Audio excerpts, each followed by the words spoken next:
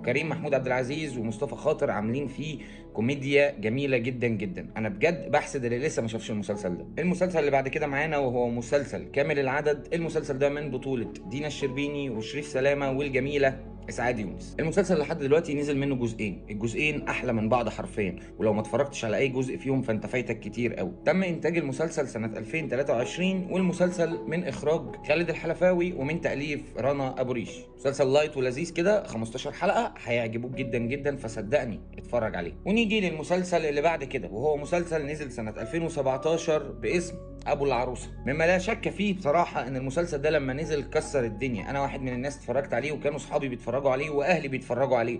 فالمسلسل حلو جدا، مسلسل عائلي جدا، هتحبه، تقدر تتفرج عليه انت واهلك، وفعليا ما بيخلاش من الكوميديا والدراما الاجتماعيه برضه، ومشاهد ما بين اب وابنائه وما بين الصحاب وما بين الاهل والعيله.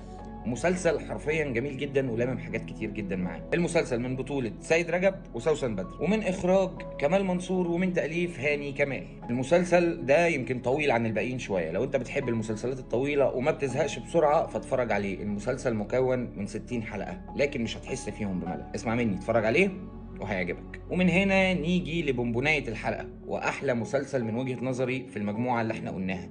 المسلسل نزل سنة 2024 في موسم رمضان، وهو مسلسل أشغال شقة. المسلسل من بطولة هشام ماجد وأسماء جلال. حرفيا المسلسل ده قتلنا كلنا ضحك في رمضان، ولو انت ما شفتهوش فانا ما اعرفش ازاي انت ما قابلكش المسلسل ده في رمضان ولا سمعت عنه. المسلسل من تأليف واخراج خالد دياب، ومكون من 15 حلقة بس في ال 15 حلقة دول انت هتقابل جرعة كوميديا ما قابلتهاش قبل كده. مسلسل لذيذ، كوميديته خفيفة، وهتبقى مبسوط وانت بتتفرج عليه، وانا شخصيا بحبه جدا. اتفرج